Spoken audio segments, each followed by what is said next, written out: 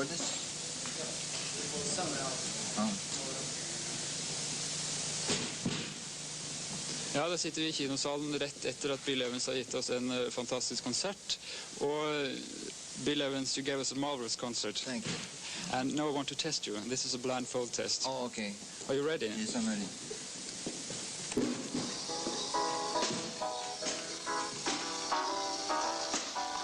Oh, yeah, sure, I remember that. I Love You from the first album. Yeah. That's, yes. That's many years ago now. Many years ago, but I still enjoy that record.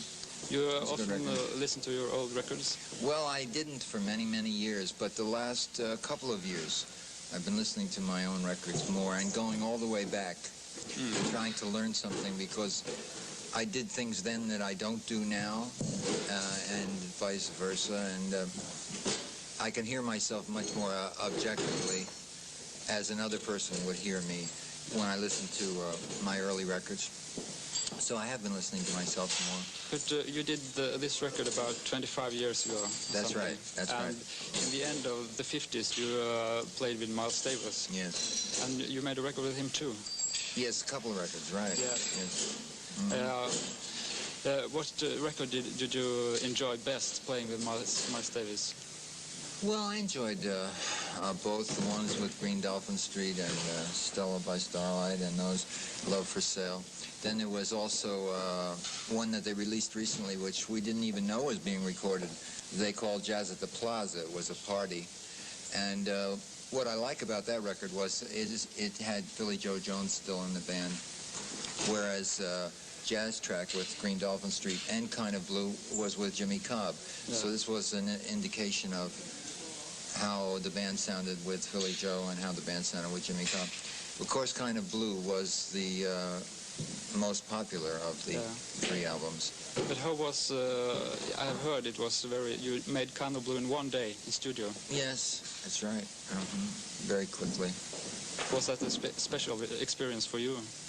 Well, yeah, of course, anytime you play with musicians like that, it's a special experience. But I think we all just do our professional best. And perhaps that day, the chemistry was maybe a little better than usual or something, because that you can't predict. What you can do is to be a good professional, always do a good job, and sometimes things come together so that it's even a little better than professional. You have contact with Miles Davis these days? Some. Yeah. I saw him, well, now it must be a year ago, because I had heard these rumors, so many rumors around, about Miles, and somebody told me he was very sick, and they thought he was going to die, and he looked wonderful, and, so it was... I heard one some days ago. He's going to studio next week.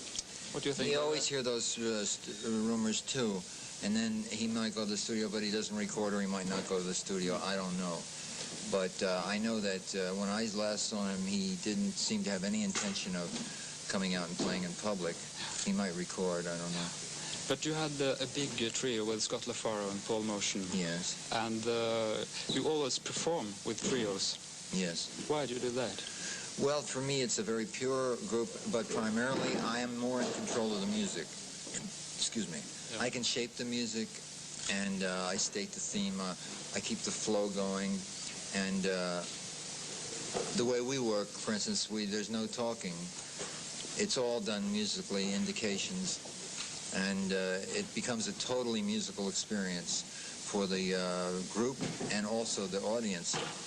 So that's one of the main reasons. If I just added one horn, now I enjoy playing with horns. I record with horns frequently, but that's the main reason. Even if I use one horn, it changes that whole concept, because then the thematic statements and all are out of my hands. Yeah. What do you think about the audience here in Molde today? Oh, it was an excellent audience. But I noticed that the audience are young people today, more than some years ago. Everywhere it's the same. It's maybe 80% young people, I think they're discriminating young people, or they wouldn't be here. Otherwise, they would go with the masses and just. Why do you think young people listen more to jazz these days? Well, I think some young people want a deeper experience. Some people just want to be hit over the head, you know. And then if they hit hard enough, maybe they feel something, you know. But some people want to get inside of something and discover maybe more richness.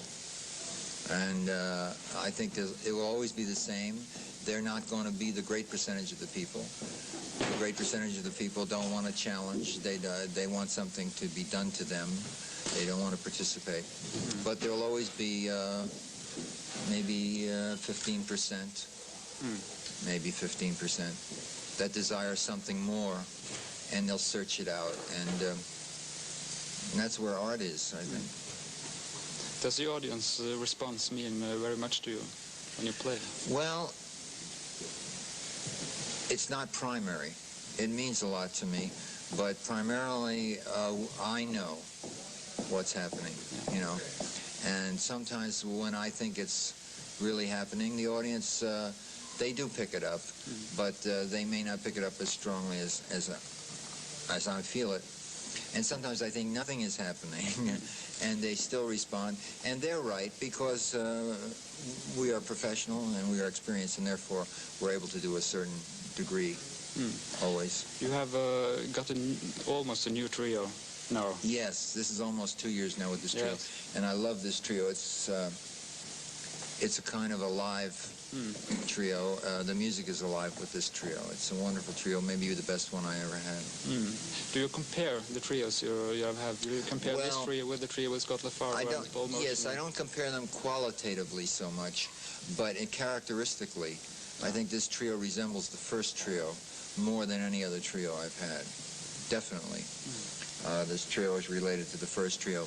And in some ways, the music is evolving and growing of itself like the first trio. But all the trios I've had I love, and we've, had special experiences. I think I'm gonna... Yeah, it's been very nice talking to you. Thank you. Now you're laughing. On the covers of your records, it's only the serious man. I know. Well, that's what they picture. They picture me that way. So if there's 4 pictures and 3 are smiling and 1 is serious, they take the serious one. But we have to run to catch a plane, I'm afraid. Yeah, you have to catch a plane, and you have to go to Italy, and I want to thank you very much. Thank you. Thank you. 2 seconds. I really have to go. Didn't you have a chance during all of that? Yes, but I would like to have you with the piano. No, it's too late. I'm sorry. Han må få lov å dra. Skal da flyet.